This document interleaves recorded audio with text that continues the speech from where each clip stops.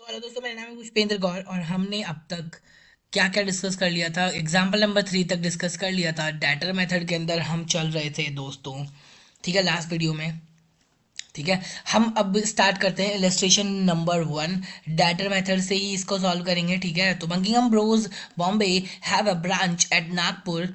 They send goods at a cost to their branch at Nagpur. However, direct purchases are also made by the branch for which payment are made by the head office. ठीक है, यहाँ पे direct purchases भी होगी, ठीक है, branch के द्वारा, उसके लिए हेड ऑफिस पेमेंट करेगा। ठीक है, all the daily collections are remitted to from the branch to the head office. ठीक है, ओके ओके। ये कुछ डिटेल्स दे रखी है, देख लेते हैं। ओपनिंग बैलेंस दे रखे हैं यहाँ पे, डाटर का दे रखा है, स्टॉक का दे रखा है।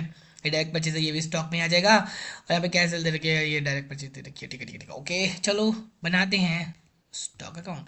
मैंने पहले से ही आपके लिए दोस्तों ये कुछ परफॉर्मा यहाँ पे पहले से बना के रखा है ताकि अपना टाइम वेस्ट ना हो, अपना टाइम सेव हो। ओके, तो ब्रांच अकाउंट नागपुर यहाँ पे 2, ओपनिंग बैलेंस है यहाँ पे। ठीक है, ओके ओके। तो ओपनिंग बैलेंस किसका दे रखा है दोस्तों? सबसे पहले इम्प्रेस कैश का, यहाँ पे REST इम्प्रेस कैश। ओके, कितना है? 2000।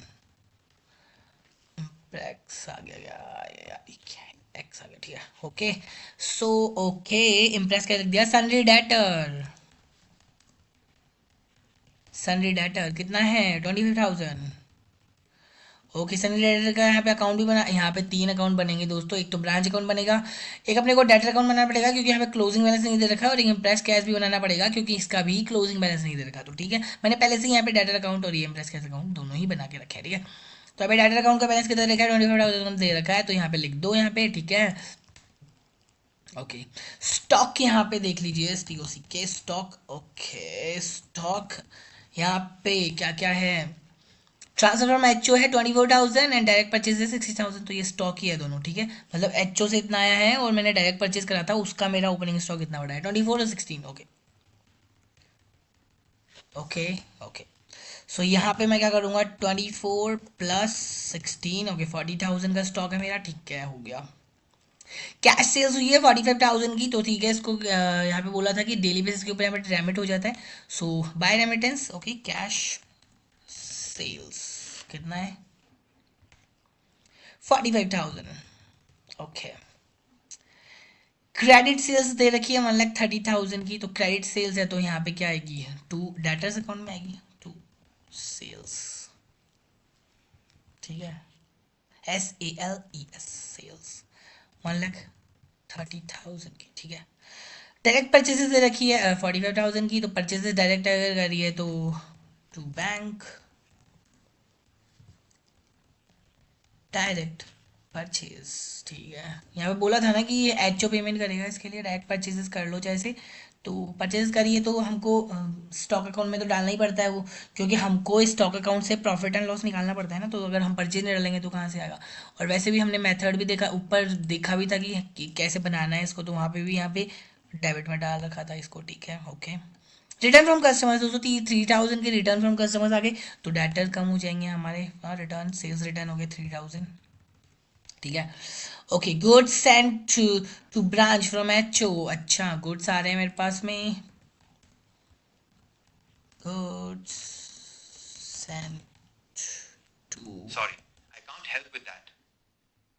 ओके, ये क्या चल गया था? मेरा मोबाइल थोड़ा सा चल गया था। Okay, goods send to B R branch, BRANCH branch कितना क्या? 60,000, सॉरी गाइस। ठीक है, 60,000। Okay okay, goods and to branch from HO। Okay, transfer from HO for petty cash. Okay, petty cash के लिए 4,000 मैंने पेडी कैश का अकाउंट पहले से ही बना रखा है यार, imprest cash account. So to transfer from HO। Okay, क्या petty cash to transfer from HO 4,000। Okay, यहाँ ठीक है, cash express. Okay, bad debts हो गया 1,000 का, तो बाय बैड डेप्स कर दो डेट अकाउंट में, by PBTS। Okay, bad debts हो गया। Discount to customer, by, discount दिया है ना 2,000 का, ये सबको पता है ना। डिस्काउंट तो भैया डेटर अकाउंट में ही आएगा, क्योंकि हम मैंने पहले ही बता दिया था स्टार्टिंग में ही कि ब्रांच अकाउंट में नहीं डालना डिस्काउंट को, आपको डेटर से ही लेस करके डालना है, वहाँ कुछ नहीं दिखाना। रेमिटेंस टू HO, अब यहाँ पे हमने 1,65,000 सीधा सीधा हम, अब यहाँ पे कैलकुलेशन करनी पड़ेगी हमको। डेटर से कितना कैश मिला वो हमको निकालना पड़ेगा यहाँ पे, क्योंकि हम यहाँ पे देख पा रहे हैं कि हमने एच ओ को यहाँ पे 1,65,000 और 5,000 मतलब 170 हमने भेजा है, जबकि हमने कैश सेल तो करी है 45,000 की। तो हमने इतना कहाँ से भेज दिया, मतलब हमको जो डाटा से कैश मिला है उसकी इन्फॉर्मेशन यहाँ नहीं दे रखी है, हमको निकालना पड़ेगा वो, ठीक है। तो यहाँ पे वर्किंग नोट है, मनी रिसीव फ्रॉम डाटा निकालना है, तो हम क्या करेंगे, रेमिटेंसेस टू एच ओ,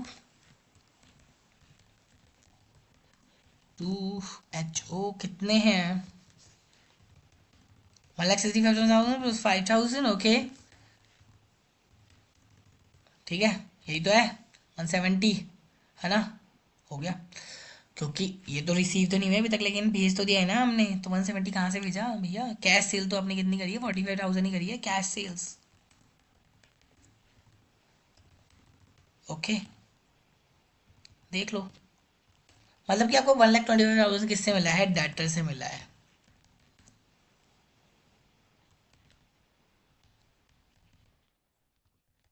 ठीक है, डेटर से मिला है हमको, तो by cash,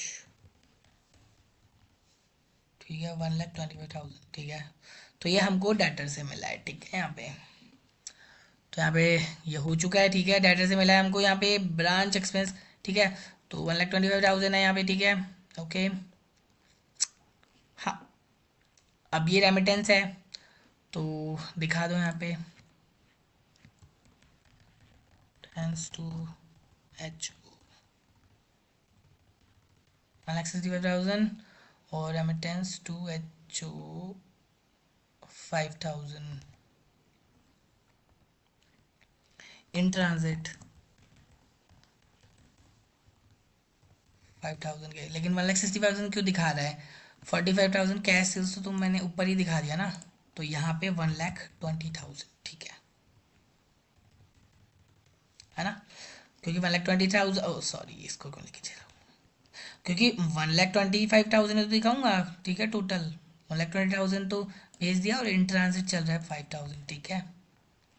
okay, branch expenses paid by H O, branch expenses यहाँ पे दोस्तों, यहाँ पे ब्रांच एक्सपेंसेस हुए हैं, ठीक है, टू बैंक, ब्रांच एक्सपेंस पे किए हैं एच ओ ने, ठीक है। ये 1 मैंने गलती से लिख दिया, ओके कितने पे किए हैं, 30,000, तो यहाँ पे मैं डालूंगा इसको, क्योंकि ब्रांच एक्सपेंसेस हुए हैं भाई, तो वो ब्रांच अकाउंट में तो आएंगे ना, क्योंकि मुझे प्रॉफिट एंड लॉस निकालना है, ब्रांच एक्सपेंसेस यहाँ पे 2 आएंगे ही, ठीक है।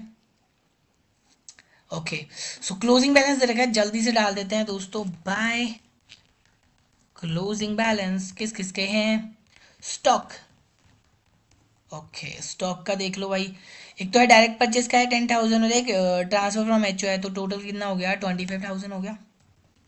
तो मैं वैसे डाल रहा हूँ, आप थोड़ा डिटेल के अंदर दिखा लेना इसको, क्योंकि इंस्टीट्यूट ने थोड़ा सा अलग दिखा रखा है, देख सकते हो, देख सकते हैं, नहीं इसने भी ऐसे दिखा रखा है, डायरेक्ट दिखा रखा है, इंस्टीट्यूट ने भी स्टॉक मतलब 15,000 में, बस यहीं पे डाल देना। तो आपने भी ऐसे कर देना कि यहाँ पे बस ऐसे खाली कैलकुलेशन करके ऐसे दिखा देना, 15 + 10 ऐसे कर देना बस, हो गया, बस खत्म है, ये इतना ही है करना है, डेटर, ओके डेटर, एंड उसके बाद में इम्प्रेस कैश, इम्प्रेस्ड कैश, ठीक है, ओके।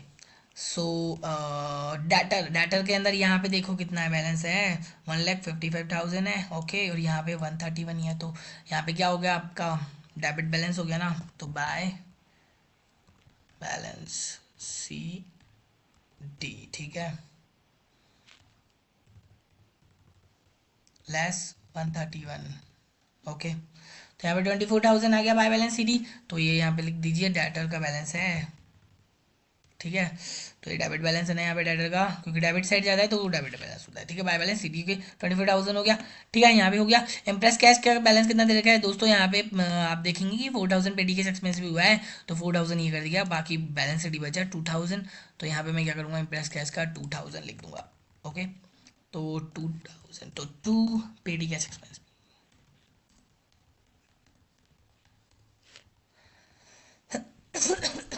पेटी कैश एक्सपेंस हो गया यहाँ पे कितना, 4,000, ठीक है।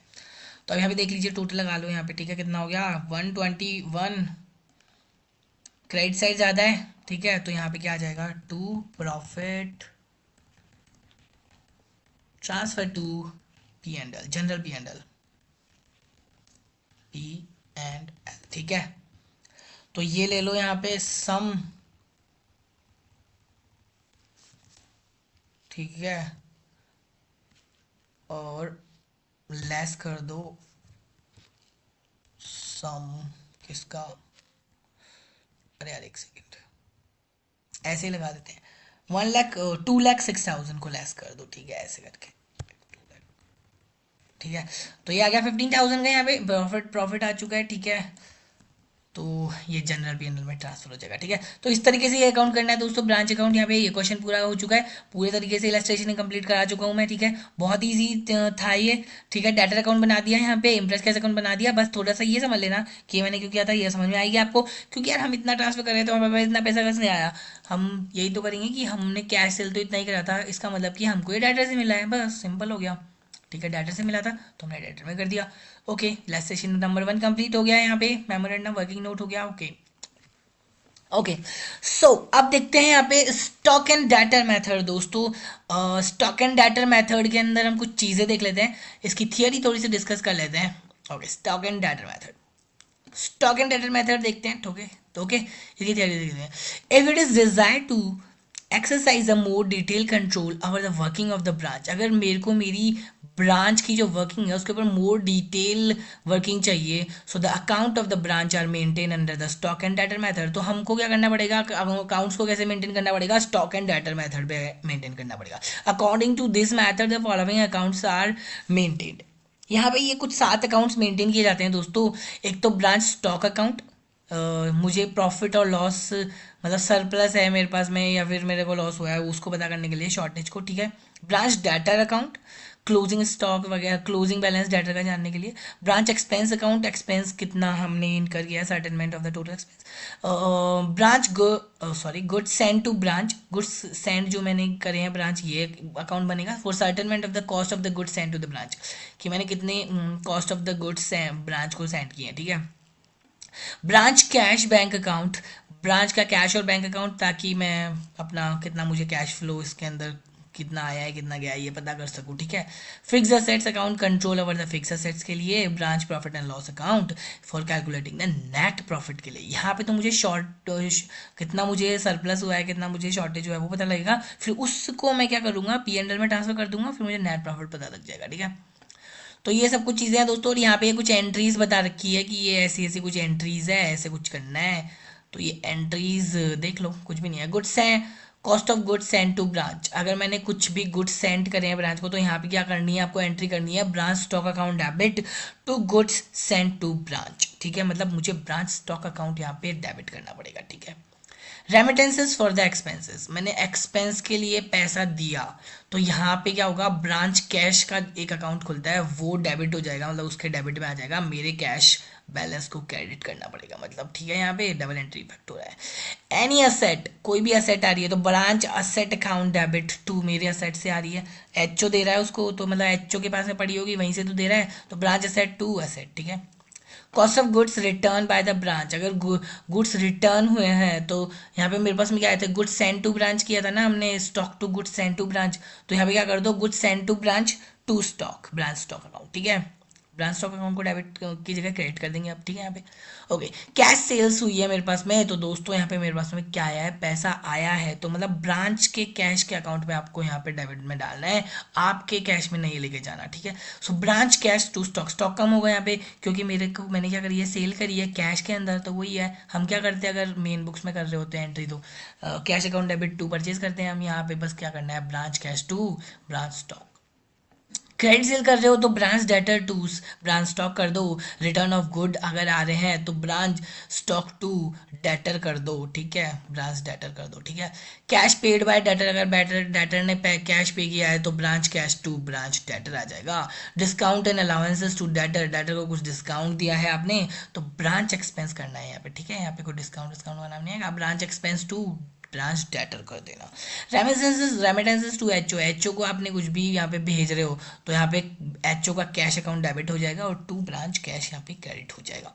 दोस्तों ये वीडियो मुझे बंद करना पड़ सकता है, ये जो क्लोजिंग स्टॉक का जो ये कॉन्सेप्ट है ये हम क्या करेंगे अगले वीडियो में समझते हैं, ठीक है। तो आज के लिए इतना ही काफ़ी है या फिर, ठीक है।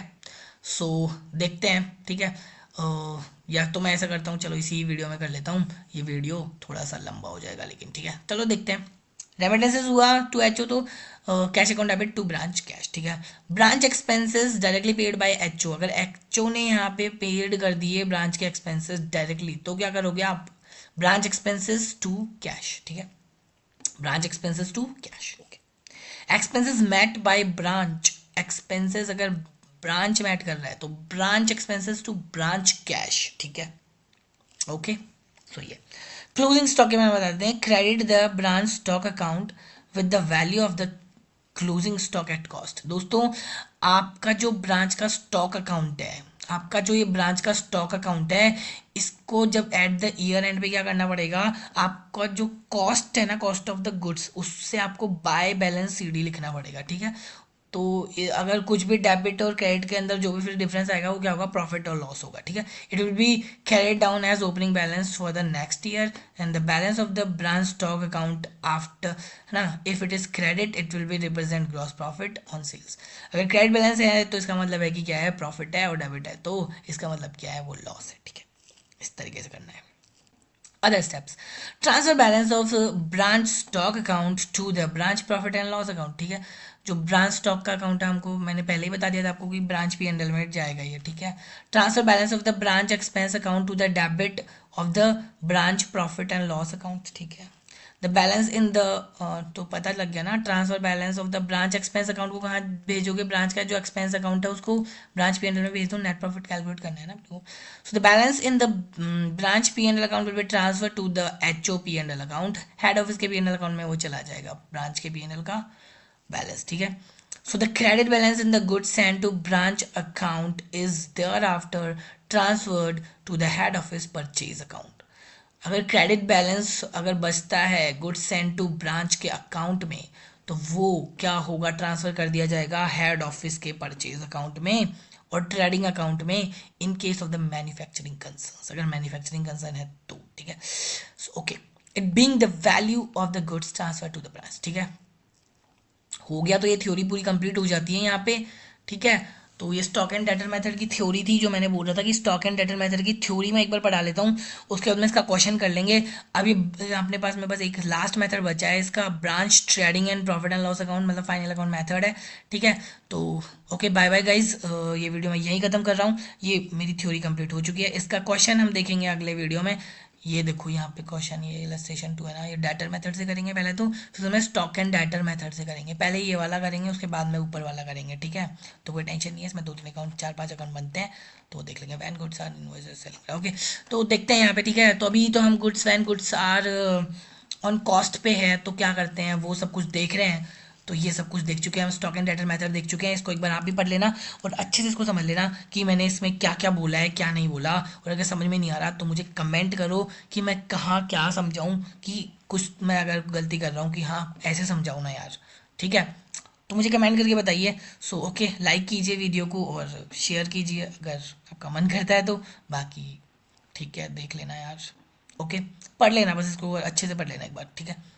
कुछ समझ में नहीं आया तो मुझे कमेंट कर दिया, okay. Bye bye guys, okay bye.